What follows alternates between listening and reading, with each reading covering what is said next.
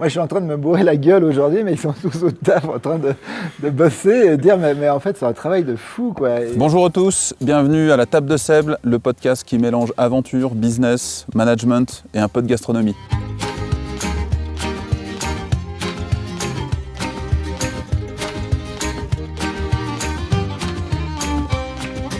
Le concept, j'accueille des dirigeants de sociétés suisses, on va faire un peu de sport, on va sortir de notre zone de confort, on va monter là-haut, se trouver une bonne table et là-bas on va discuter entrepreneuriat, leadership, on va surtout parler d'humain au cœur de nos entreprises et tout ça autour d'une bonne fondue. Aujourd'hui, j'ai le plaisir, j'ai même l'honneur de recevoir deux super invités. Fabio chez Coca, Coca c'est le spécialiste suisse de l'e-commerce, et Boris chez Infomaniac. Infomaniac, le plus gros hébergeur web de Suisse, le pionnier du cloud en Suisse. Et avec eux, on va se poser une question clé. Comment gérer une équipe avec ou sans hiérarchie? Alors spoiler, on a tous les trois notre méthode, c'est ça qui va rendre le débat passionnant. Donc installez-vous, ça commence maintenant.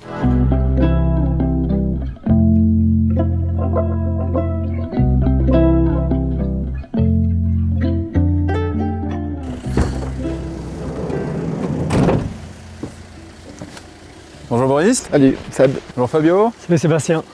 Merci d'être là. Moi ça va bien, vous aussi? Merci pour l'accueil. Bon, merci à vous d'être là. On va se faire une petite rando, légère, 3 km, ça va nous prendre à peine 1 heure je pense, il y a 300 mètres de dénivelé. Je vous propose, on monte là-haut à la fruitière de Nyon. La fruitière de Nyon, c'est un très bel endroit, on aura une superbe vue sur les montagnes. On aura François qui va nous accueillir là-bas avec ses produits, qui va nous faire goûter ses fromages. On se fera une petite fondue. Excellent. Et puis comme ça nous permettra de discuter un petit peu management, leadership, comment vous gérez dans vos sociétés. On y va? On se réjouit. Eh ben allez, c'est par là. Fabio, peut-être je propose qu'on commence par le plus jeune, c'est ça? Ouais, le plus jeune, oui. Ok, alors merci, merci pour l'invitation. Donc moi c'est Fabio, j'ai 44 ans, 2 enfants, 10 ans et 7 ans. J'ai un parcours un peu étrange parce que j'étais longtemps en économie, j'ai bossé 10 ans dans la téléphonie mobile, dans tout ce qui était un peu finance, stratégie financière. Et après j'ai rejoint Coca en 2010. À l'origine de l'aventure Coca? Pas à l'origine, mais au début de l'accélération. Quand j'ai rejoint Coca, on était 6. Ah oui. Pascal, le fondateur, n'était pas encore à 100% dedans. Il commençait à mettre le turbo. Et je l'ai rejoint pour compléter un peu Coca, parce que lui, il est plutôt hémisphère droite, un peu créatif, un peu fou, et moi, hémisphère gauche, un peu plus terre à terre. Donc du coup, j'ai mis en place toute la partie opérationnelle et le développement. Du coup voilà, donc on a rejoint les T6 et maintenant on est 230, donc c'est ma 15e année je crois. Ah oui. Donc voilà un peu mon parcours. Et Okay. Sinon j'aime bien les balades, j'aime bien les randos comme aujourd'hui, c'est cool. Et puis aussi le ski et globalement voilà quoi. Voilà un peu pour en quelques mots mon parcours. Bien. Boris, qu'est-ce que tu fais chez Infomaniac? Qu'est-ce que je fais? Aujourd'hui, je suis directeur stratégique. Et quoi? Et dans des temps anciens... T'es fondateur d'Infomaniac, hein? Fondé Infomaniac, ouais, il y a 30 ans cette année. D'accord. Bel anniversaire. Ouais, merci. On a fait une grande fête la semaine passée pour fêter ça. Infomaniac 30 ans, c'est 94 alors? Ouais, 94, exactement. Et j'allais dire, j'ai 3 enfants. J'ai commencé par créer Infomaniac. Et sinon, j'ai 2 filles qui ont 17 et 19 ans. Mais j'aime bien dire que j'ai 3 enfants, parce que c'est vrai que c'est... Et j'aimerais bien qu'à un moment, tu vois, Infomaniac a 30 ans, et je me dis, ça devient un adulte. Ouais, c'est le temps Et qui du passe. coup, voilà, exactement. Et du coup, moi, je dois maintenant accompagner... alors, je vais pas disparaître d'Infomaniac, mais Infomaniac tourne de plus en plus autonome, et ça me rassure, ça me rassure, parce que c'était beaucoup de boulot pour arriver jusqu'à là. Aujourd'hui, on Vous est... êtes combien? On est 270, je crois qu'on va finir l'année à 300 personnes. D'où un peu ce positionnement Chief Strategic Officer, non, c'est ça? Ouais, moi je viens avec mon expérience, et puis Mais tu fais déjà un petit step back pour laisser l'entreprise. Je bosse à 100%, pour pas dire 140%. 150, ouais. mais par contre, non, je fais pas les mêmes choses. J'essaie vraiment de faire la stratégie à long terme de la boîte. T'as mis en place un dirigeant sur... Alors, j'aime pas tellement dire ça, mis en place en dirigeant, mais il y a Marc qui est depuis 2000 le directeur d'Infomaniac, mais qui a fêté ses 20 ans de boîte cette année. et puis qui est monté en puissance. Hein. Il a commencé au support. Et puis là, voilà, il est monté progressivement. Mais j'aime bien que les personnes, on va dire, importantes Infomaniac viennent d'Infomaniac. Ouais. C'est-à-dire que voilà, pour moi, c'est un risque d'entreprise que ça soit quelqu'un de l'extérieur qui a un poste de management. Je trouverais ça, on va dire, pas dangereux pour l'entreprise. Je veux dire pas ça, non, c'est pas vrai, mais il faut avoir cette culture d'entreprise. C'est pas très sympa pour les gens qui sont d'entreprise de voir quelqu'un arriver. Non, c'est pas ça, c'est plus une culture d'entreprise qui doit être conservée et que c'est important en fait que vu que la boîte grossit que Infomaniac garde son ADN quoi. Avec tu peux pas la créer comme ça en un mois de formation, la culture d'entreprise. Ouais, c'est ça. Ouais. Si on parle un peu de votre jeunesse, Carrément. Fabio, t'étais quel type d'enfant? Plutôt studieux, plutôt clown à l'école? Plutôt studieux. Plutôt studieux? Oui, studieux. Puis moi j'ai des parents qui étaient indépendants, dans des milieux plutôt artisanal. Et du coup c'est vrai que voilà, j'ai toujours vu mes parents bosser H24 et c'est vrai que du coup je me suis toujours dit, ben voilà, ils bossent, donc c'est clair qu'il fallait étudier. J'avais de la chance de pouvoir étudier aussi plus longtemps. Donc c'est vrai que j'ai toujours bossé pas mal. T'as étudié où du coup? À Lausanne, donc j'ai fait parcours classique. Au début j'étais pas très bon, donc j'ai pas été dans les niveaux plus hauts. Mais ensuite, après, je me suis réveillé, j'ai commencé à faire des stages dans les boîtes, puis ça m'a motivé. Ouais. Et là, j'ai fait une haute école de gestion de Lausanne, qui était à l'époque à Lausanne et qui est maintenant à Yverdon. Et du coup, un parcours généraliste, c'est-à-dire que je connais un peu tout, un peu le marketing, un peu la finance. Donc, je sais piloter une boîte. Je ne connais pas forcément en spécifique, mais ça me motivait de tout comprendre, comment fonctionne. Par exemple, parlant de Coca, il y a une commande, de m'intéresser vraiment à tout ce qui se passe dans tout le mécanisme, tout le flux. Et c'est ça qui m'intéresse le plus, avec bien sûr la partie humaine, je pense qu'on parlera aujourd'hui. Donc voilà, donc j'ai toujours bossé aussi à côté. Mon père il avait une entreprise de construction et il me disait toujours l'été, si t'as pas un job, tu viens avec moi. Alors du coup j'allais me démerder pour trouver un job, pour pas me retrouver sur une grue. Et du coup c'est vrai que j'ai toujours un peu le côté travailleur, mais toujours avec la passion. Est-ce que tu as senti déjà en étant gamin, tu serais un jour entrepreneur, que tu serais patron de ta boîte? Alors l'entrepreneur peut-être créer une idée, mais pas forcément, mais de prendre une idée puis de réussir à l'exécuter, c'est ce que j'aime. Ça veut dire un peu ce qui arrive aujourd'hui, c'est voilà, parce qu'elle a bien lancé Coca, il y avait une vue très précise de ce qu'il voulait faire, mais d'aider en fait au développement, à la croissance, à accueillir plus de monde, à mettre en place, hélas, des process, même si on ne les aime pas, il en faut un petit peu, sinon tu pars vite dans le chaos. Donc j'ai toujours aimé ce côté généraliste, et puis vraiment développer des idées, et puis surtout après les voir en pratique. Et c'est ça qui est génial, je trouve, c'est que quand tu es dans une grosse boîte, tu fais un petit bout de chemin, mais tu ne sais même pas à la fin.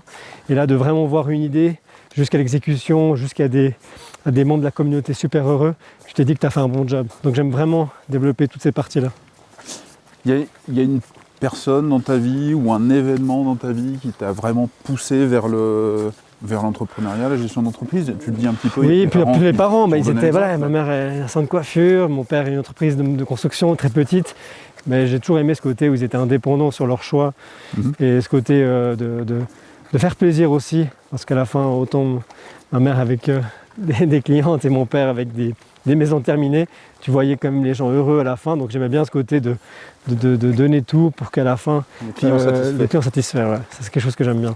Mais ça aussi à l'interne, c'est aussi des collaborateurs satisfaits et je pense que c'est quelque chose qui nourrit tous les jours au réveil, de se dire qu'on va au boulot, une équipe contente et puis une communauté contente. Je pense que c'est important aussi de bosser dans ce secteur où tu sais qu'à la fin, tu amènes quelque chose à ta communauté et ça c'est chouette, je pense. En tout cas, ça me nourrit beaucoup. Boris, toi quand tu étais gamin, plutôt studio ou plutôt clown? Moi j'étais très mauvais à l'école. J'ai toujours pris l'école comme une punition. C'est-à-dire que mes parents étaient quand on gagnait tardivement leur vie. C'était des universitaires qui avaient peu de moyens. Et je dis ça parce que moi je me souviens de mon premier jour d'école où ma mère m'a acheté un croissant avant de m'abandonner à l'école et j'ai toujours pris ça comme un traumatisme l'école. Et j'ai toujours attendu, toute ma petite scolarité, j'ai attendu que l'école se termine. Donc enfance douloureuse, et au niveau scolaire. Et voilà, je décevais mes parents. Enfin non, ma mère, elle était sympa, mais Mon père, il comprenait pas pourquoi j'étais aussi nul. Du coup, tu as fait des études longues ou... Moi, j'ai fait un apprentissage ensuite d'électronicien parce que c'était ce qu'il y avait de plus proche de l'informatique, mais c'est vrai que j'étais par contre... J'étais passionné d'informatique et quoi, donc non, j'étais un peu clown, hein. C'est vrai que l'école, je n'avais pas des bonnes notes de comportement. Pourtant, mes enfants ont lu mes carnets scolaires. Il y a même une qui a lâché une larme et qui m'a regardé en disant « mais papa, t'étais nul !» J'étais déçu que je puisse être aussi nul. Et là, on parle de l'école primaire, hein. C'était vraiment... non, mais par contre, moi, je suis hyper autodidacte.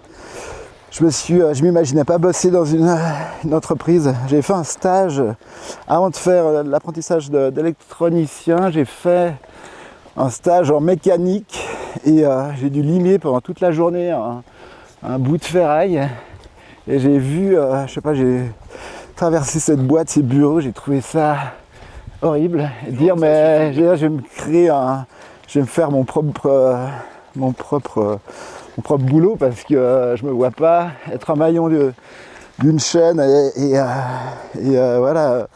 Donc je trouvais que la vie était trop courte et trop belle pour bosser dans une boîte. Et du coup, je savais que je devais me créer mon propre emploi, enfin gagner ma vie et être autonome. Et toi, Sébastien, on a beaucoup parlé, on ne te connaît pas beaucoup, donc... J'étais pas vraiment l'élève sérieux non plus, j'étais plutôt le côté un peu clown. Mais j'avais la chance d'avoir des plutôt bons résultats sans trop forcer, donc ça c'était assez agréable. Et ça m'a conduit à une école d'ingénieur en informatique. Et donc j'ai commencé ma carrière. Oui, c'est miné hein, ici. Hein. C'est magnifique d'ailleurs. J'ai commencé ma carrière en tant que consultant en informatique et je suis toujours resté dans le métier du consulting en fait. Donc j'étais consultant, j'étais développeur au début, j'étais architecte, chef de projet. J'ai vraiment pas aimé le côté chef de projet parce que je suis pas assez rigoureux, je suis pas carré. Donc ça a été vite une période oubliée de ma vie. Et puis je suis monté progressivement sur de la responsabilité d'équipe, de projet, et puis responsabilité plus RH et commerciale, puisqu'il m'a amené tout doucement à monter une première société au Luxembourg, dans laquelle j'étais associé, qui existe toujours aujourd'hui et qui marche bien. Mais au bout de 2-3 ans, avec mon ex-femme, on voulait venir dans la région ici. On venait en vacances régulièrement, puis on s'est dit que c'était chouette de vivre dans une région dans laquelle on vient en vacances habituellement. On peut le voir aujourd'hui. Hein, ouais, c'est plutôt sympa, hein, c'est joli. Et donc je suis venu, j'ai travaillé pour une grosse société de services de la place. Je me suis fait mon réseau et puis en 2015, l'ambiance était plus tout à fait bonne dans mon ancienne société. Clairement, la société était à vendre et il fallait de la marge. Et puis c'est pas mon approche, moi, du service. On en discutera tout à l'heure à table, mais j'ai plus une approche, on va dire, relationnelle, respectueuse de mes consultants. Je me suis amusé un jour à dire devant un parterre de 200 personnes dans les locaux d'une banque privée genevoise, pour laquelle on travaille, à dire mais nous le client on s'en fout en fait, ce qui m'intéresse moi c'est mes employés, c'est mes consultants. Le client j'en ai rien à faire. Alors là j'ai mes commerciaux qui se sont terrés, qui se sont dit oh là là mais c'est quoi cette sortie de route? Mais voilà, pour moi l'important c'est les employés de la boîte et que ce soit vraiment un bel esprit de famille quoi. Donc j'ai 2015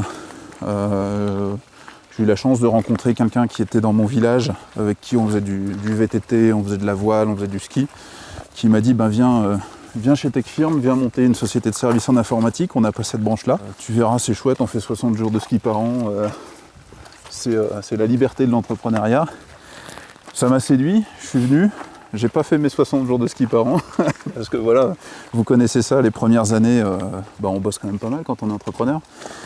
Mais voilà, je pense que le résultat aujourd'hui me plaît bien parce que j'ai le sentiment qu'on a une belle culture d'entreprise dans la boîte et on se fait plaisir.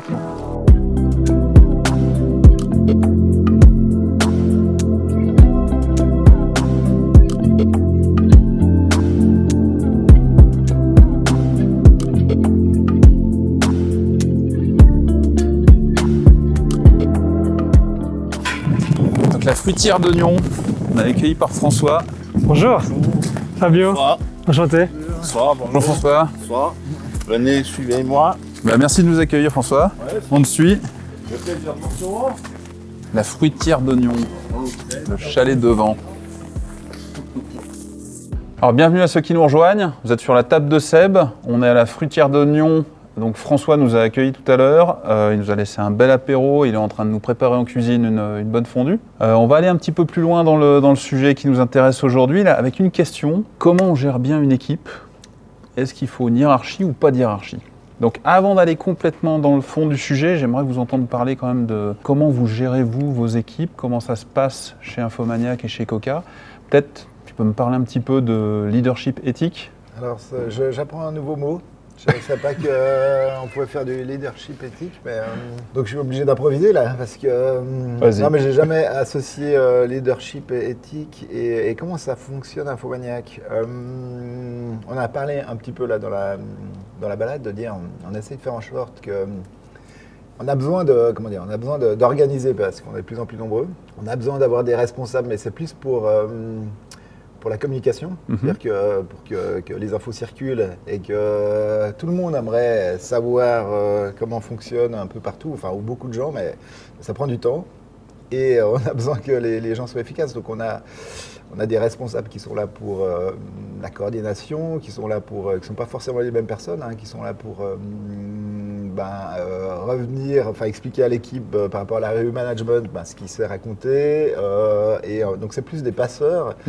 Et donc j'aime pas le mot leadership. C'est pas des petits chefs, quoi. C'est pas des chefs. C'est pas des petits chefs. Les petits chefs Infomaniac, ouais, tous les responsables Infomaniac sont des gens qui sont pas là pour grader. C'est des gens même qui sont victimes.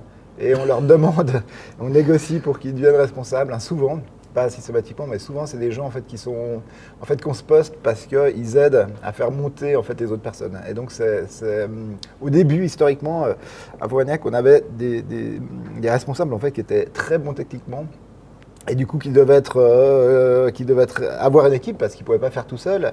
Et en fait, ça se passait très mal. Donc aujourd'hui, en fait, on a des responsables qui sont les product owners, qui sont un peu les mamans ou les papas d'un produit.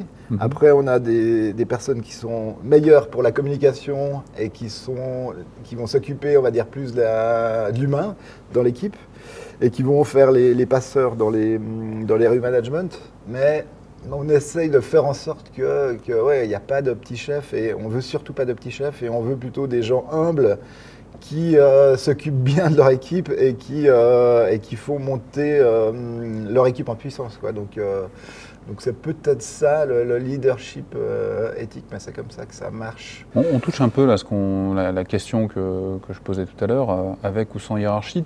Tu dis avant on avait un modèle où il y avait 3 responsables, ils étaient responsables d'un gros scope, où là aujourd'hui on a finalement des gens qui ont une structure plus horizontale avec des responsabilités par produit, mais voilà, étalé, un produit égale une équipe avec son équipe à la responsabilité de son produit. Souvent notre organigramme en fait il est très horizontal, c'est-à-dire il y a Marc. Et puis souvent on nous dit mais c'est pas possible, votre organigramme ça marche pas, ça joue pas. Il y a Marc qui peut pas avoir une personne en dessous de lui. Et du coup c'est qui montre un peu le futur, la vision? C'est vrai que souvent on met leadership dans celui qui réfléchit au budget, celui qui réfléchit à l'après-demain. Du coup chez vous c'est qui techniquement qui prend le... Monsieur Stratégie. Alors il y a soit la vision on va dire à très long terme, à 5 ans on va dire c'est moi, et qui on va dire c'est mon boulot, c'est de me réveiller moi le lendemain pour dire comment on va être Infomaniac dans 5 ans. Et après il y a des réunions en fait qui se font sur la stratégie des produits, où là on a en fait pour chaque produit les clients peuvent faire leurs commentaires et dire on aimerait bien qu'il y ait ça qui se rajoute, et ils peuvent voter et donner leur on a une sorte de statistique du coup sur chaque idée et les clients peuvent voter entre eux. On a ceux qui conçoivent le produit, qui ont des idées, qui en même temps ne veulent pas subir en fait de dire, ne veulent pas juste exécuter des demandes qui viennent soit des clients, soit de moi, parce que moi je participe à toutes ces réunions sur la stratégie de chaque produit. Mais dire moi je viens que challenger, en fait je fais le client difficile ou celui qui va être désagréable parce que ce qui peut se passer en interne, c'est que souvent entre collègues vont dire « Ah ouais, mais c'est une bonne idée, ouais, on y va, mais pour être sympa aussi. » Et donc moi, je fais le gars pas sympa pour vraiment challenger les idées en disant, des fois, j'en m'excuse d'avance, mais de dire, mais moi, souvent, quand il y a un client qui dit « C'est super informatique ce que vous faites », en disant « Mais moi, ça m'énerve, c'est gentil, mais on n'avance pas. Moi, j'ai besoin de dire ce qu'on fait, dites-nous ce qu'on fait de pas bien. » T'évites que vous restez dans un confort, en fait. Ben ouais, parce que moi, pour avoir la niaque le lendemain, quand tu te lèves le matin pour aller bosser, tu te dis, mais il y a tel client qui a eu telle merde, et puis tu te dis, mais on va bosser pour lui, quoi. Et moi, je veux transmettre cette niaque. Donc, dans ces réunions, en fait, toutes les personnes qui vont développer ce produit, ont leur mot à dire, vont challenger le produit. C'est un peu plus long, mais ça fait qu'après, quand ils vont développer le produit, ils vont pas avoir de frustration, ils vont pas juste être des exécutants parce qu'ils ont participé en fait à l'élaboration et à chaque fois qu'on valide une nouvelle idée, on va challenger parce que eux et on fait passer tu leur as pas vendu l'idée, ils l'ont montée eux-mêmes, donc il n'y a pas besoin de conviction. Chaque produit maintenant est de plus en plus complexe avec beaucoup d'idées. Donc des idées viennent en partie de moi. Moi, dans les idées que j'essaie d'apporter, c'est de dire, mais moi, ça, il faut que ça change. Il faut que ça change les revenus et faire en sorte qu'on va gagner plus d'argent sur ce produit parce que c'est ça qui paye vos salaires. Et moi, il faut qu'il y ait des trucs qui disent qu'il faut que ça soit excitant parce que souvent, les idées qu'ils vont apporter sont des bonnes idées, mais ce n'est pas des trucs qui vont faire en sorte qu'on va pouvoir engager du monde pour développer que des idées comme ça. Donc moi, j'essaie de dire, mais il manque des trucs sexy. Là, dans ces 3 prochains mois, on fait des réunions toujours pour la stratégie sur les 3 prochains mois et dire, mais dedans, il faut toujours qu'il y ait des idées qui sont bonnes. Pour revenir un petit peu du coup sur ton organisation assez flat, justement, où tu dis il y a Marc et t'as tout un râteau en dessous d'équipe. Qu'est-ce qui vous a fait passer d'un modèle où il y avait 3 responsables pour tout à un modèle justement où on est flat? Il y a un événement déclencheur, il y a un truc qui vous a fait passer à ça? Mais chaque fois ça se fait en fait naturellement. Et il y a toujours on va dire, Marc et moi, où on veille que le bon sens doit gagner. Et que si on fait un truc et on dit on s'est planté, on a faux, il n'y a pas de problème d'ego, dire mais moi je n'ai vraiment pas, et dire mais non, on s'est planté, on réessaye un autre truc en disant mais il y avait un fonctionnement qui ne vous convenait pas à ce moment-là. Dans ce modèle un peu hiérarchique, il y avait un truc qui ne vous convenait pas. Mais avec ces 3 personnes, c'était pas hiérarchique du tout. Ça faisait que du coup, pour les équipes qui étaient en dessous, faisait que le fait qu'il y ait 3 personnes, ils trouvaient ça aussi très sain. Ça s'est vraiment fait naturellement. Ces 3 personnes dans chaque département disaient mais en fait ces départements, il faut mettre plutôt des responsables. De dire non, on en met un qui gère l'humain, mais sans avoir ce rôle de méchant, parce qu'après il y a à chaque fois des discussions sur qu'on n'a pas besoin d'avoir un manager qui dit mais lui il bosse pas assez, parce que non, ça va venir automatiquement. Le product owner il dit mais moi j'ai dans mon éthique, ils sont souvent des personnes qui sont très brillantes et qui ont de la peine à bosser avec des gens qui sont moins compétentes qu'eux, c'est des discussions qu'ils vont avoir avec celui qui va gérer l'humain, et du coup ça fait qu'on a plus triangle comme cet avant qui dit il y a 3 responsables au-dessus, ça fait non, c'est 3 postes différents et que ça se passe mieux au-dessus, mais en fait c'est 3 postes différents qui sont, on va dire, qui ont le même niveau hiérarchique. Je retiens une chose de ce que tu dis, c'est tout le monde fait au mieux en fait. Ça c'est important, je pense qu'on y reviendra dans une dimension de culture d'entreprise, tout le monde fait au mieux, ça c'est important. Fabio, toi chez Coca, parle-nous un petit peu d'holacratie. Non, moi j'aime beaucoup écouter Boris parce qu'en fait il y a plein de mots qu'il dit qui nous touchent beaucoup, le bon sens, le côté qu'on ne veut pas des managers entre guillemets, donc des gens qui décident un peu pour tout, et des fois des managers qui décident sur des domaines que tu ne connais pas. Alors des fois, comment tu peux dire à quelqu'un que tu ne connais pas son métier comment faire?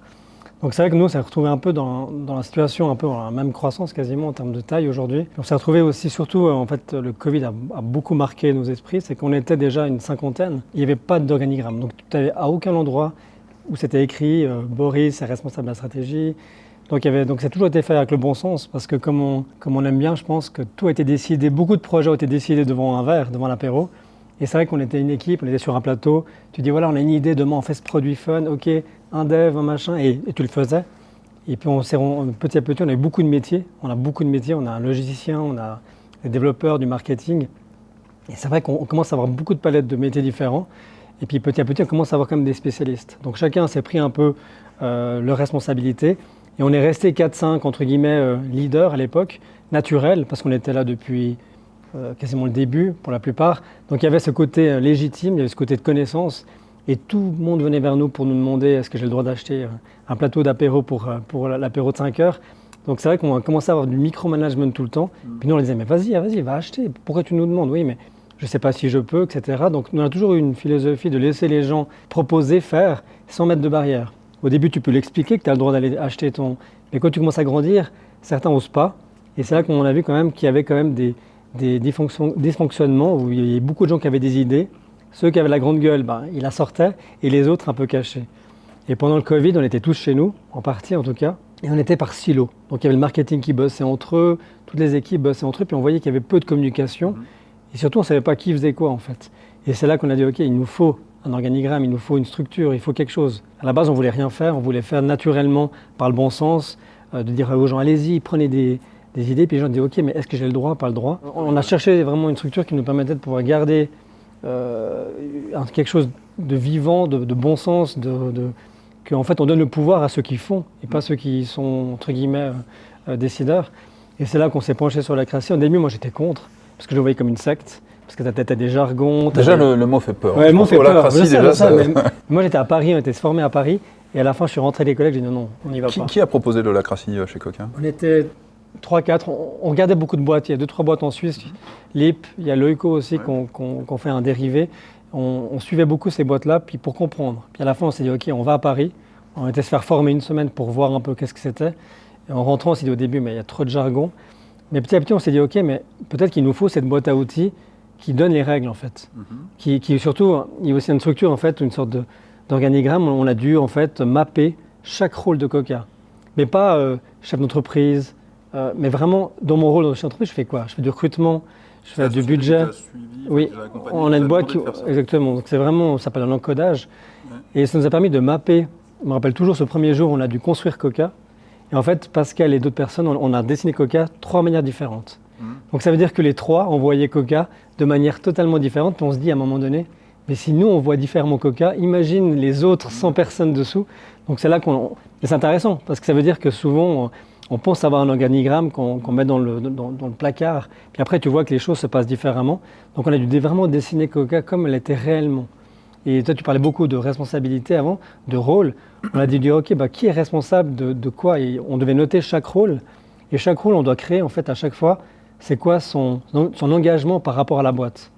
Et ce qui est bien c'est que pas l'engagement vis-à-vis d'un chef, vis-à-vis de n'importe qui. Donc n'importe qui, je sais pas, je suis responsable réseaux sociaux, c'est pas j'attends que Fabio vienne me dire quoi faire.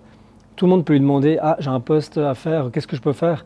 Donc il est redevable vis-à-vis de tout le monde. Donc tu casses ce côté où je réponds uniquement à la personne d'en haut et tu donnes le rôle à la personne forte, dire « Ok, tu es responsable des réseaux sociaux, tu développes comment tu veux tes réseaux sociaux, nous on peut te donner une direction. » Et c'est là où notre rôle a changé. De 3-4 ans, on a dû travailler sur les 3-4 ans, alors que nous on travaillait au jour le jour. Ouais. Mais les gens avaient besoin quand même de dire « Ok, mais Coca, c'est quoi dans 3-4 ans ?» Donc nous, on s'est repositionné un peu sur le demain, même si j'aime l'opérationnel. Et les personnes qui sont responsables, eux, ils font ce qu'ils veulent. Ils vont sur TikTok s'ils veulent, ils font ci, ils proposent des nouveaux canaux. Et en fait, tu vois que ça marche mieux parce qu'ils sont compétents. Et toi, tu es peut-être aussi largué dans ce secteur-là. Du coup, tu donnes vraiment un pouvoir à ceux qui font, au lieu de donner du pouvoir, entre guillemets, aux anciens ou ceux qui sont le plus intelligents, tu penses qu'ils sont plus intelligents. Mais c'est dur aussi pour nous. Et c'est ça que c'est intéressant avec... Pourquoi c'est dur pour vous? Parce que moi, j'adorais le micro. J'adorais aller voir en logistique, aller faire un colis, parce que c'était notre... Voilà. Mais ce qui est bien, c'est qu'avec cet outil, en fait, tu peux avoir... Donc, une personne peut avoir 10 rôles, 15 rôles. Et moi, j'ai des rôles, des fois, tout en bas, entre guillemets. Et j'adore. J'ai un rôle encore négocier des offres, et je vais négocier des offres. Mais ce qui est cool, c'est que dans ce rôle-là, il y a un responsable commercial, et c'est lui qui s'occupe du budget. Donc moi, j'ai pas de stress. Et je peux m'amuser, entre guillemets, à négocier des offres. Donc ça donne vraiment aux personnes, parce qu'on dit toujours que les personnes sont engagées pour un job, mais derrière, et je pense que chez toi c'est pareil, ils ont plein de talents. Et nous, on a des devs qui ont un rôle dans tout ce qui est tout ce qui est mobilité, un autre qui a un rôle dans apéro. Et en fait, tu bénéficies en fait des forces de tout le monde. On a un gars en logistique qui vient faire des photos pour des événements, parce qu'il adore la photo. Et c'est cool parce qu'en fait, tu pousses tous les gens en fait, à proposer, et ils peuvent s'engager sur des rôles, mais ils viennent vraiment responsables. Proposer leurs compétences. Ouais. Et ça donne aussi, on parlait avant beaucoup en montée sur la partie fidélité, et je pense que nous on a le même défaut que, entre guillemets, c'est qu'on est Suisses, nos devs sont en Suisse, On a un gros challenge d'un point de vue compétition internationale et tu dois avoir quelque chose où tout le monde s'éclate en fait. Et nous on pense que cette méthode, bien sûr qu'il y a plein d'envers de décor, il y a plein de choses qui améliorées, mais ça donne vraiment une boîte à outils où les gens peuvent proposer des nouveaux rôles, peuvent proposer des projets, tant qu'ils suivent la mission entre guillemets qu'on leur donne. Donc ça. T'as pas un sentiment de perte de contrôle un peu toi en tant que dirigeant? Alors, mais souvent dans l'holacratie, on dit que c'est un peu l'anarchie. Des fois, on mélange un peu les deux trucs parce que tout est à plat, tout le monde peut tout faire. Mais en fait, c'est très codifié. On peut décider aussi que des choses ne peuvent pas être discutées. Par exemple, Pascal qui adore les médias, dès qu'il y a un média qui appelle, on doit demander à Pascal est-ce que tu veux y aller toi ou on peut aller nous. Donc on peut protéger beaucoup de choses.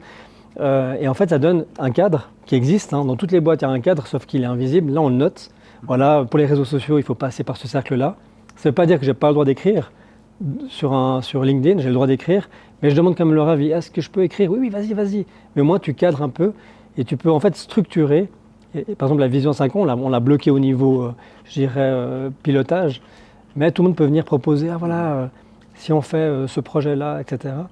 Et du coup, mais ça met des règles, noir sur blanc. Justement, ça c'est une question intéressante que tu pointes, c'est ces managers justement. J'utilise bien le mot manager versus leader. Comme tu dis, le leader, je pense qu'il est là pour donner une vision, une direction. Le manager, il est là pour gérer des choses, quoi. Et souvent, c'est le petit chef, quoi. Et ces managers-là, quelque part, il y a une perte de pouvoir quand on met en place un système comme ça. On a eu beaucoup la réticence quand on a mis cet outil, parce qu'en fait, quand on était 100, même si tu ne mets pas d'organigramme, et je pense que tu l'as vécu, Boris, il y a une hiérarchie naturelle qui se crée.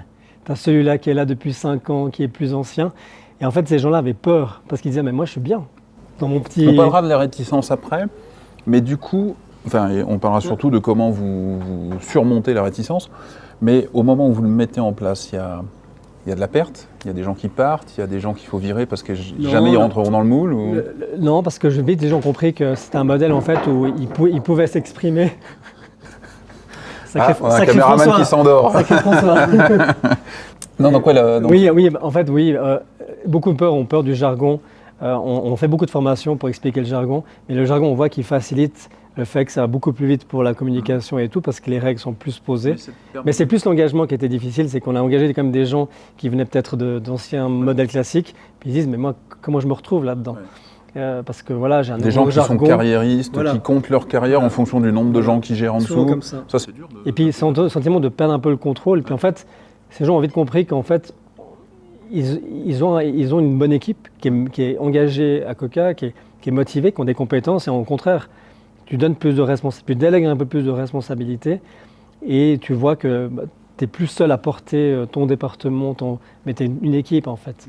Et je pense que c'était dur au début, certains voulaient absolument mettre leur schéma en place, et peut-être ils ont vu que petit à petit, ils peuvent échanger, certains ils peuvent pousser des idées, et puis qu'à la fin ils arrivent au même résultat d'une manière beaucoup plus saine, sereine, et puis je pense que ce qui est valorisant pour le leader, c'est de voir les équipes s'émanciper. Donc oui, de la réticence plus parce que c'est des habitudes, des schémas, où tu arrives au meeting, souvent le manager il commence le meeting, il finit le meeting, il décide les décisions, alors que là nous on a un rôle qui est le facilitateur, qui n'a aucun pouvoir hiérarchique, et il facilite. Et tout le monde est au même niveau au meeting. Il n'y a pas de moi je suis le manager donc je tranche. Tout le monde a la même voix, tout le monde vient avec une proposition, donc tu dois venir avec des propositions et pas des plaintes. Et le facilitateur, il s'assure que Boris, s'il vient avec son problème, il repart content. Ça veut dire que sa tension, elle est partie, et il peut se focaliser sur ce qu'il a envie. Et là, le manager n'a pas le droit de dire « Non, Boris, tu vas faire comme ça ». C'est Boris qui peut proposer, Boris qui peut repartir avec « Désolé, je prends toujours ». C'est Boris, hein. Mais c'est vrai, pour certains managers classiques, ça les a déstabilisés de ne pas avoir ce contrôle. Et on a bien sûr que je pense que... Mais pas de perte quand vous êtes passé sur ce modèle-là. On a plus perdu des gens en grandissant, parce que quand tu grandis, tu spécialises quand même un petit peu les métiers, et certaines personnes aimaient faire un métier complet, et ils se retrouvaient plus dans une boîte plus petite peut-être. Et voilà, c'est plus en grandissant, je pense, mais on a une fidélité qui est je pense, je crois, assez importante. Et elle est importante pour nous. Coca, je pense. Elle est importante. Je crois que Boris a soif. Moi aussi. Pendant que tu parlais, on nous a apporté le réchaud, on nous a retiré le plateau. Des fruitières de Nyon. Merci François. Moitié-moitié, alors il y a du gruyère, des fruitières naturellement, et puis un peu de vacherin fribourgeois. Eh ben merci, Bon on va se régaler. Merci François. Alors, on est en train de parler justement des résistances et je te posais la question, est-ce qu'il y a des pertes, des gens qui partent? Donc non, visiblement les gens s'adaptent au système, mais il y a quand même des réticences, ils s'y adaptent, mais il faut quand même les pousser un peu à accepter le... On en a eu beaucoup, même si les gens ne sont pas partis. Quand on a voulu changer la méthode de gouvernance, les gens ne comprenaient pas pourquoi tout fonctionnait. Ça fonctionnait. Ils voulaient qu'on mette en place un outil avec un jargon, se faire coacher par des externes. Et c'est vrai qu'on a voulu être le critique dès le début. C'est-à-dire qu'on a dit, OK, on vous présente l'outil et on vote. S'il y a 90%, on y va. S'il n'y a pas 90%, on ne passe pas en holacratie et on reste un peu comme avant. T'as pas eu 90% dès le début quand même? Non, on n'a pas eu. On a fait des ateliers donc, pour expliquer. En fait, on a vite réalisé que le plus gros problème qu'on n'avait pas fait, c'est qu'on n'avait pas expliqué pourquoi on voulait le faire. C'est quoi la raison du changement? Pourquoi on arrive? Alors peut-être que nous, on avait une meilleure vision des problèmes que les autres ne voyaient pas. Et du coup, on a dû passer beaucoup de temps à expliquer, parce qu'on veut laisser grandir la boîte, parce qu'on veut aller plus loin, on veut aller en Suisse allemande, on veut laisser plus de gens s'exprimer, proposer. Parce que le premier sondage, du coup, c'était combien? Je ne sais plus, vers 60, je pense. Ouais. Mais c'était beaucoup aussi des anciens qui avaient peur, en fait, que ça casse l'ADN qu'on avait, qui était très bon sens, même s'il y avait plein de trucs, éléments, puis qui disaient, OK, mais on risque de perdre un peu notre ADN. Puis nous, on a dû expliquer que nous, au contraire, on veut pousser davantage Coca et leur donner davantage les clés, en fait, de la boîte pour qu'ils puissent vraiment faire développer avec leurs compétences. Et ça, on a dû passer beaucoup de temps. Et c'est, je pense, du temps qu'on a sous-estimé d'expliquer où on veut aller. Et du coup, on a dû travailler un peu sur nous-mêmes et dire, OK, si on explique pourquoi, parce qu'on veut grandir, parce qu'on veut leur laisser plus de liberté, parce qu'on a engagé des nouvelles personnes qui ont des compétences plus fortes que nous et on doit leur laisser les mains. Comme ça, elles vont éclore la logistique. La logistique, à l'époque, on faisait à la main, juste avant le Covid. Sauf qu'en Covid, on est passé de 2-3 000 colis à 5 000, puis on a explosé. Des personnes qui sont parties en arrêt maladie. Et on devait avoir des meilleures compétences, des meilleurs gens qui viennent. Donc on a engagé des gens et on devait leur donner beaucoup plus de liberté. Alors que moi, je m'occupais de la logistique, alors que j'ai jamais fait une étude sur la logistique. Oui, c'est pas ta formation, c'est pas ton origine. Donc on a dû passer plus de temps à expliquer les gens le changement. Puis encore une fois, on est en maturité, mais on est encore jeune. Puis on essaie de se faire coacher un peu. On a mis des coachs en interne qui sont garants que tout fonctionne, qui peuvent aller aider les teams qui vont moins bien. Les coachs en interne, c'est des employés, Coca qui ont été formés sur l'outil, plus sur le modèle. Et qui sont les garants un peu. Et en fait, souvent, tu vois que l'outil, c'est facile. Le plus dur, c'est le coach humain. C'est comment un leader se comporte à une séance pour éviter qu'il revienne manager. J'ai une problématique, je dois faire imposer un budget, mais je ne sais pas comment le faire. Donc, donc c'est plutôt des coachs qui aident les gens à grandir, en fait, dans leur quotidien. Bon, Boris, toi, on parle un peu de réticence. Quand tu dispatches un peu toutes les responsabilités, quand tu partages les responsabilités avec tout le monde, il y a des gens potentiellement qui avaient pris l'habitude d'avoir des responsabilités qui étaient... Non, mais nous, on n'est pas switché à l'holocratie. Non, bien sûr. On est sur un autre sujet, c'est sûr. Mais ça ressemble un petit peu où tu as des gens qui, certainement, dans ton équipe, avaient des responsabilités, qui étaient fiers de ça, puis d'un seul coup, on leur dit, tes responsabilités, ça va être sur 10 personnes en même temps, quoi. Et il y a une perte un peu de pouvoir. Est-ce qu'il y a des gens qui sont résistants à ça? Est-ce qu'il y a des gens qui ont l'impression de perdre quelque chose et qui s'en vont? Donc aujourd'hui, 20% des collaborateurs sont actionnaires.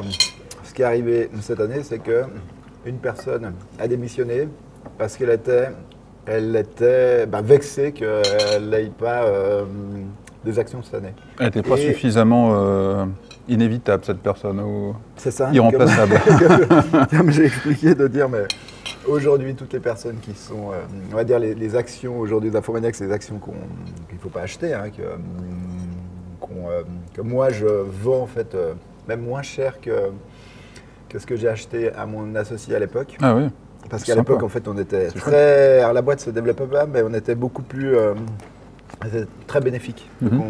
Et c'est toujours été, la valeur d'action a toujours été basée sur la valeur fiscale d'Infomaniac. Donc du coup, bref, c'est des actions, moi aujourd'hui, où je suis très fier pour moi, c'est très important de dire, j'ai pas pris le bon associé il y a 30 ans.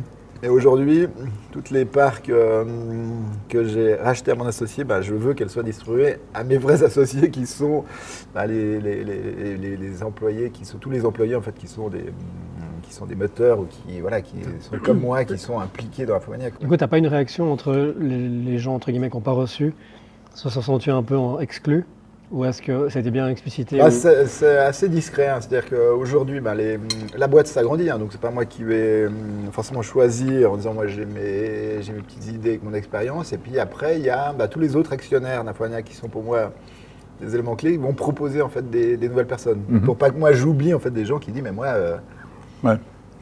moi je connais pas tout le monde. On essaie aussi de s'améliorer dans le process de recrutement, c'est-à-dire que on s'est rendu compte qu'Infomaniac, en fait, ça licenciait trop. Il y avait Marc qui a donné notre directeur général qui a dit ça fait le graphique du ventre, ou je ne sais plus comment il avait appelé ça, mais en gros, c'était qu'on se rendait compte que après 5 ans, tout le monde avait des très bons salaires Infomaniac, en fait, par rapport aux statistiques, aux trucs, tout le monde était très bien payé. Par rapport au marché. Par rapport au marché, Ouais. mais qu'en fait, il y avait cette tranche de 5 ans où on se rendait compte que ça stagnait et qu'en fait, les gens qui stagnaient, en fait, c'est des gens où on n'était pas satisfaits. Hmm. Et que, Ils étaient sur un et qu'en zone de fait, confort. qu'en fait, aujourd'hui, en fait, on est plus, comment dire, on prend notre courage à deux mains. Le plus dur d'être entrepreneur, le plus dur, c'est de payer, de sortir les salaires à la fin du mois, hein, de tourner, d'être rentable. Et puis le deuxième, le truc le plus dur d'entrepreneur, c'est de licencier, Ouais, c'est sûr. de licencier des gens, quoi. Et du Alors, je coup, pense aujourd'hui, effectivement, pour ceux qui regardent le podcast, qui ne sont pas forcément dirigeants ou entrepreneurs, il ne faut pas sous-estimer ça. Un entrepreneur, il crée une entreprise, c'est pas pour licencier les gens, quoi. Et c'est quelque chose qui est quand même assez difficile pour nous, quoi. On dit souvent le patron, il licencie, il n'a aucune... C'est aussi le plus dur, je trouve. Alors, je sais pas si on s'en rappelle, c'est que des fois, quand tu prends une décision, les autres qui t'entourent ne voient pas la même manière la personne, tu vois. Ouais. Et du coup, j'ai réalisé que c'était plus dur des fois de. Et chez nous, les gens challengent beaucoup parce qu'ils ont toujours été habitués à challenger. Des fois, on a pris les décisions et les autres. Le plus dur, c'est pas. Bien sûr, c'est toujours difficile de se séparer de la personne, même si tu es sûr dans ta tête et à la fin, peut-être c'est un win-win parce que la personne n'était pas bien. Mais c'est de vraiment expliquer aux autres. Parce qu'à l'époque, un manager, il décidait Vas-y, de. on en remettra une. Hein. non, mais c'est moi, j'en ai encore. Mais ça me fait plaisir. Je vois que t'as une bonne descente. L'équipe, là, ça serait bien qu'on ait une autre bouteille. Pause alcool. Non, mais Fabio, parle. C'est juste que. Non, je disais, c'est que souvent, en tout cas, pour moi, le plus dur en tant que leader, parce que tu n'apprends pas à licencier. Hein. Et t'apprends pas. Et c'est ça que le plus dur, je crois que c'était le plus dur, c'est vraiment de réussir à expliquer ou d'expliciter en fait aux autres qui restent pourquoi tu as pris cette décision. Alors, je pense aussi que quand on est une société humaine, on va dire, quand on a un dirigeant humain, on a cette faculté à essayer de tenter les choses pour sauver la personne avant de la licencier. Qu'on ne licencie pas, on ne shoot pas les gens. Moi, je sais que je dis souvent à mes équipes, je ne veux pas qu'on licencie sans pouvoir se regarder dans le miroir et se dire j'ai tout tenté pour sauver la personne. Et quand on a essayé de sauver la personne, je pense que ça se voit, c'est un peu ce que tu dis. On a les signaux sont là, sont visibles pour tout le monde, pas que pour le dirigeant. Donc les gens comprennent finalement qu'à la fin, bon, on a testé, ça marche pas, le match n'est pas forcément là, donc on licencie. Quoi. On a depuis peut-être pas 10 ans, mais depuis 6 ans, une personne de confiance, qui est en fait une personne externe, qui de temps en temps va bosser dans les bureaux, et qui est la personne où n'importe qui peut aller la voir pour n'importe quel problème, et qui est quelqu'un d'externe et qui va, par exemple, je sais pas, quelqu'un qui sent qu'il y a de l'harcèlement avec quelqu'un d'autre, que ce soit ou homme-femme, ou que ce soit vraiment peu importe, hein, on peut aller la voir pour n'importe quelle raison. Et cette personne, de temps en temps, elle nous aide pour des... là, on parle aussi, on va dire qu'on l'utilise aussi pour... on va dire que c'est une bonne psy. Et même nous, on la consulte pour dire, voilà, on a tel problème. Et elle dit, ok, mais je vais lui parler à cette personne. Puis souvent, elle dit, mais il faut... c'est quelqu'un qui est hyper pragmatique. D'un côté, elle protège l'employé, en guillemets. Puis de l'autre, elle dit, mais vous ne le rendez pas service. En fait, il souffre. Et du coup, on a appris pas mal. Moi, j'ai appris beaucoup, enfin moi et on va dire l'équipe RH et Marc, de dire, mais en fait, vous ne le rendez pas service, d'être trop sympa et de dire, vous n'avez pas les couilles de le licencier, mais vous devez le licencier parce que lui, il vit mal, vous n'avez pas les couilles de licencier, vous laissez traîner le truc. Et elle, en fait, elle va accompagner aussi cette personne pour lui dire, mais faut que, tu sais qu'Infomaniac va dire, mais va bosser ailleurs. Tu te sens pas bien, en même temps, elle est sympa, elle dit pas. Et puis, ils n'ont pas les couilles d'être licenciés. Mais c'est quel profil, ça, et à quelle fréquence elle vient, cette personne? Alors, cette personne, elle est au prud'homme aussi, elle est juge au prud'homme. Ah ouais. Mais honnêtement, c'est une bonne psy et c'est quelqu'un on a la chance voilà, d'avoir quelqu'un comme ça. C'est vraiment par hasard. C'est-à-dire que dans les bureaux qu'on avait précédemment, elle était à l'étage du dessous. Et puis, c'est elle qui a proposé, qui a dit mais moi, je bosse en fait pour des boîtes étrangères avec des ambiances de merde en disant mais vous imaginez pas comme vous, c'est les bisounours. Nous, dans les cercles, on a fait un peu ce truc-là. En fait, on a des gens, on a réalisé que dans certains départements, ils ont la fibre un peu humaine. Donc tu as toujours dans des équipes des gens qui vont se confier à la même personne. Puis du coup, on a mis officiellement des rôles, on appelle ça des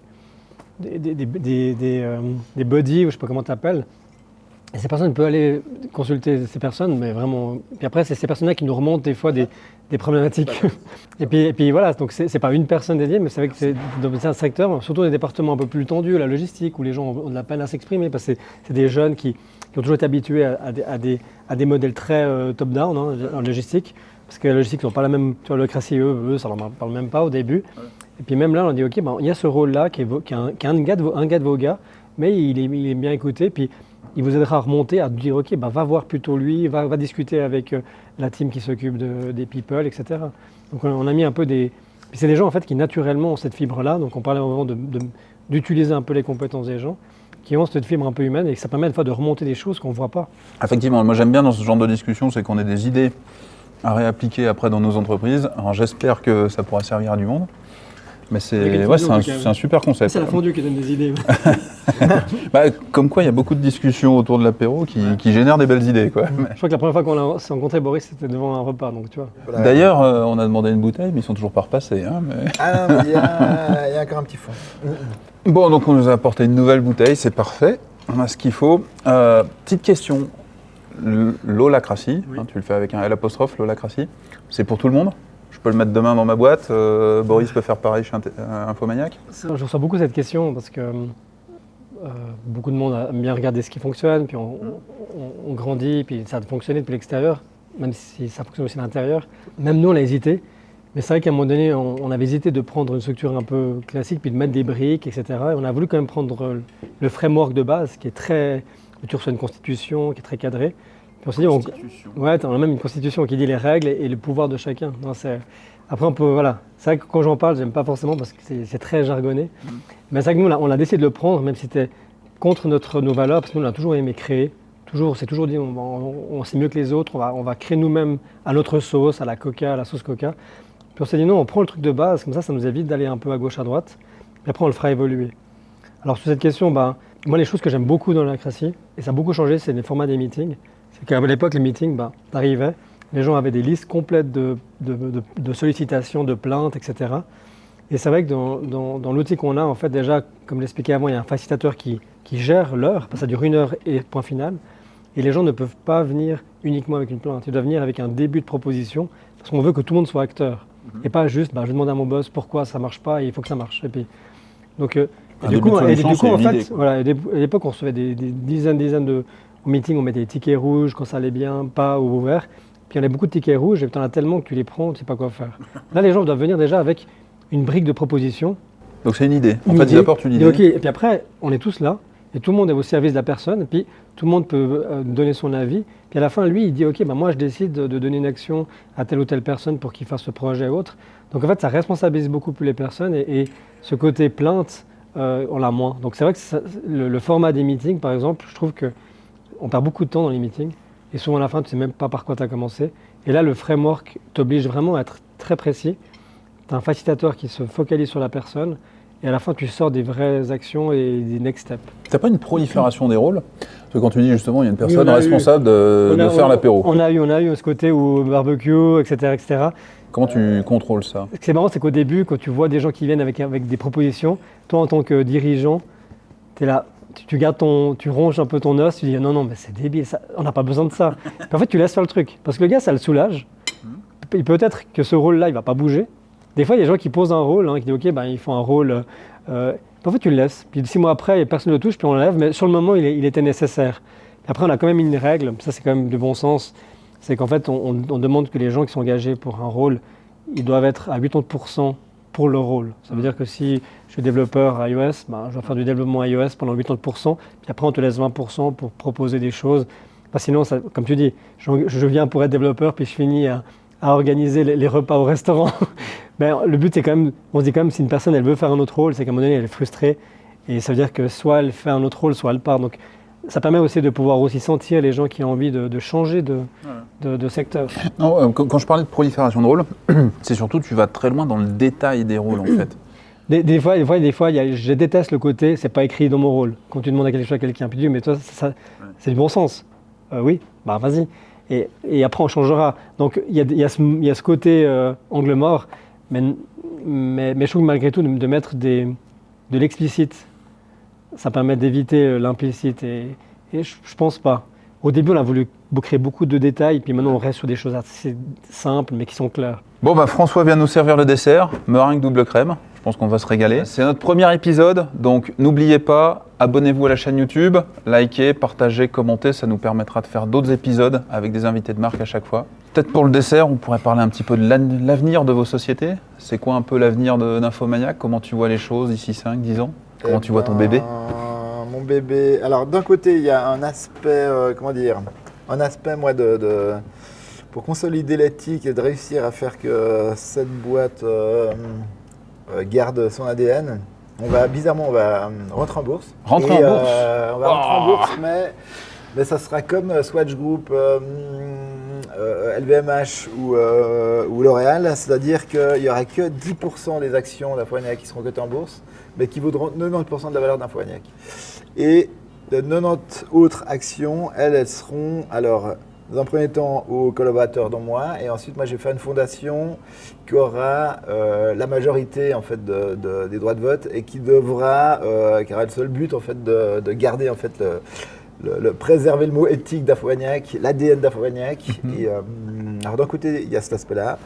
Sinon, notre avenir, nous, c'est modestement d'avoir de la technologie et de ramener de la souveraineté en Europe et du savoir-faire, de l'emploi, de réindustrialiser aussi l'Europe. C'est-à-dire qu'on veut aujourd'hui, on travaille avec des fournisseurs. Mais à chaque fois qu'on a, par exemple, on a la possibilité de bosser avec le seul fabricant de disques SSD européen, et on va bosser uniquement avec lui parce qu'on veut que l'Europe soit pas dépendante au niveau de l'industrie de la Chine, et au niveau aujourd'hui on se fait racketter avec du gaz et du pétrole de schiste américain, mais demain on va être racketté en fait par du savoir-faire et de la technologie américaine, de la puce, et dire donc là on est dans 5 ans on sera un peu ou complètement débordé. On espère pouvoir développer des logiciels plus que des communes, plus que des cantons, on veut faire de l'open source pour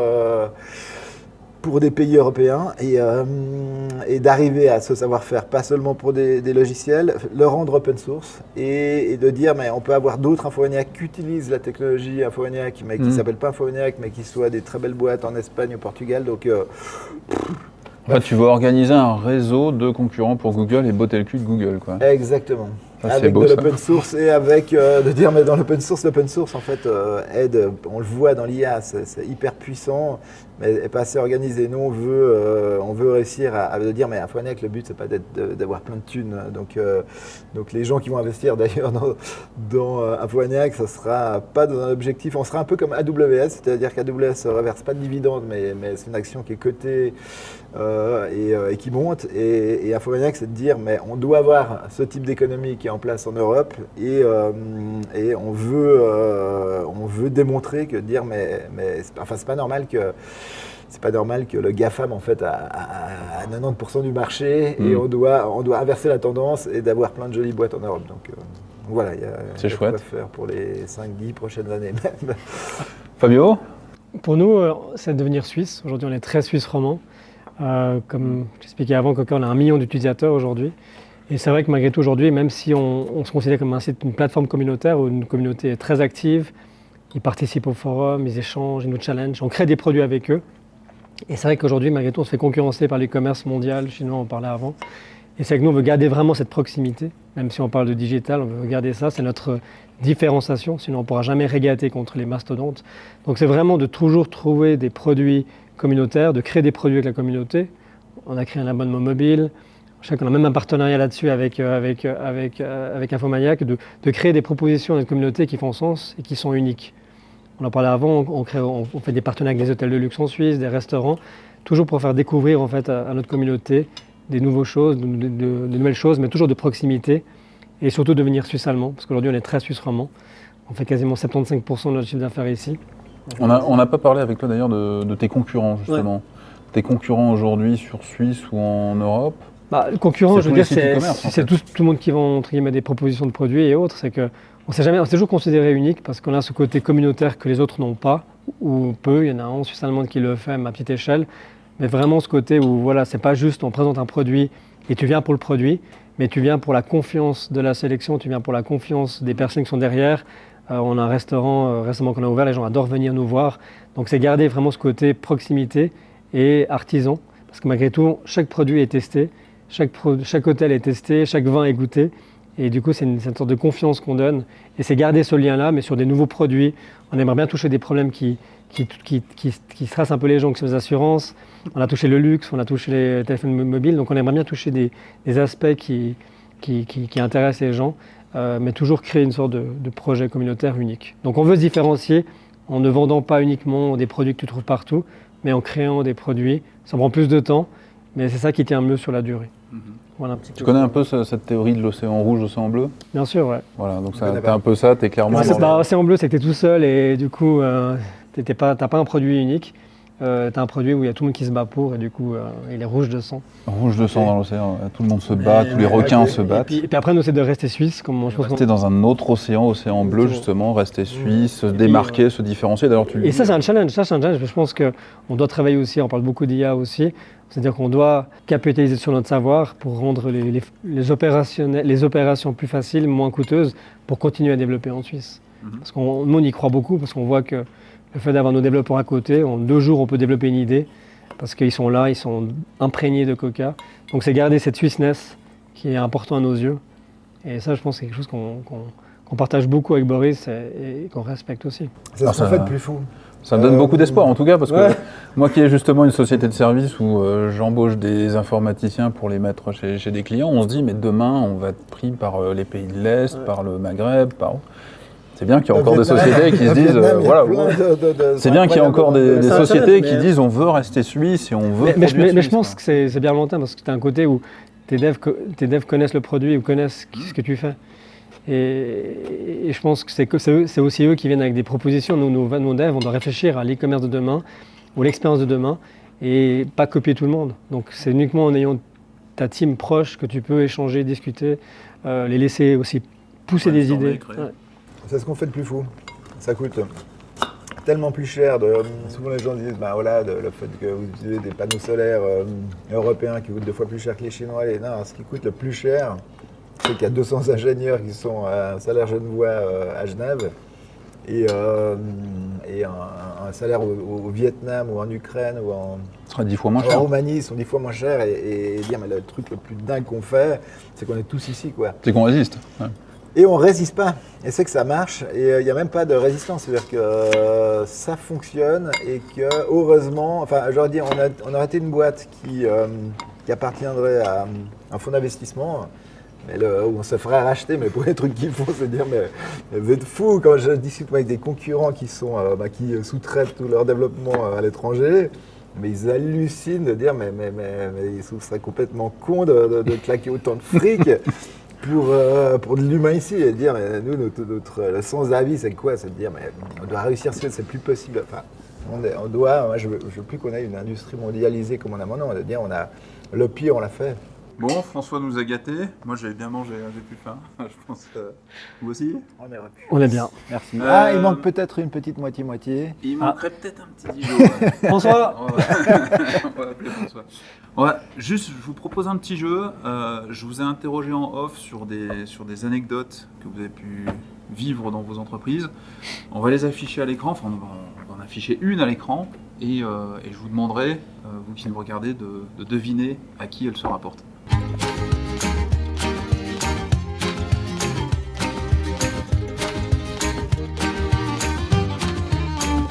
Dernière question avant qu'on descende. Il y a beaucoup de podcasts qui s'adressent à des entrepreneurs, à des startups. Voilà, le sujet est déjà bien traité. Si on se met plutôt dans l'optique d'un entrepreneur qui a déjà monté sa boîte, ça marche pas trop mal, et puis là il se pose la question de la mise à l'échelle, il va grossir, et d'un choix de type d'organisation. Qu'est-ce que vous conseillez finalement à quelqu'un qui est à l'aube d'exploser, quoi? Le bon sens. Ouais, c'est revenu beaucoup ça dans les discussions aujourd'hui. Hein.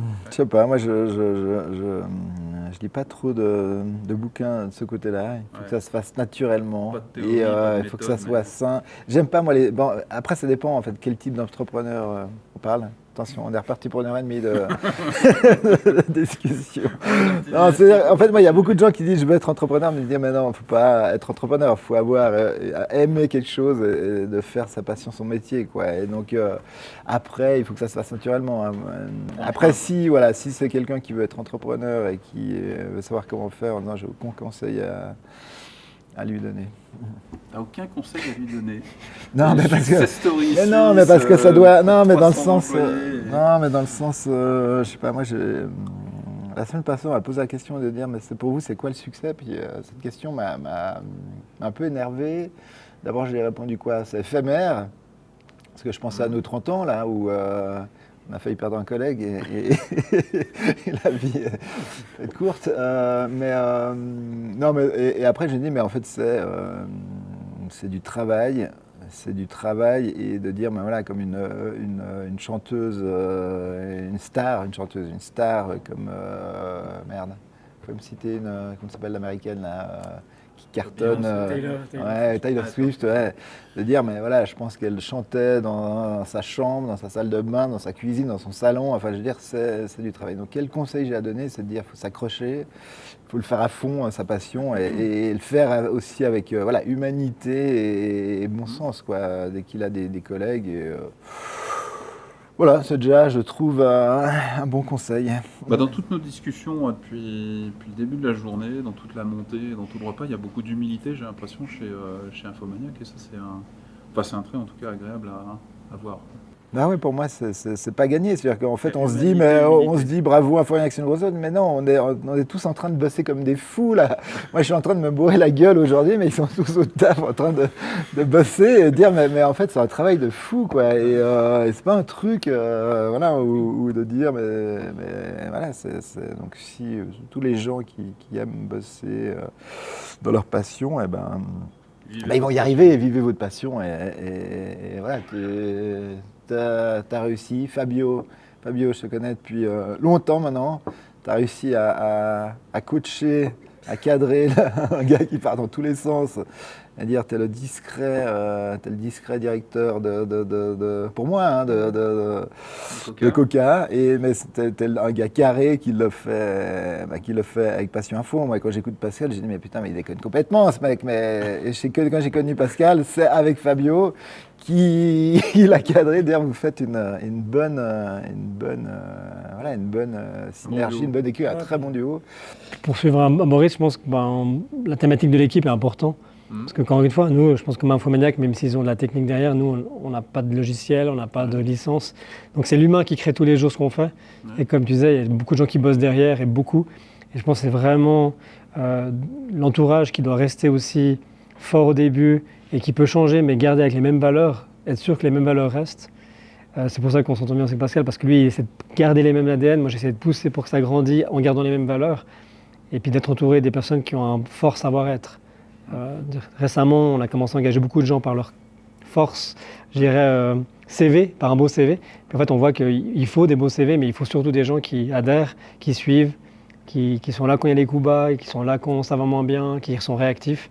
Et je pense que le conseil, c'est vraiment d'être entouré et puis de garder ce lien fort.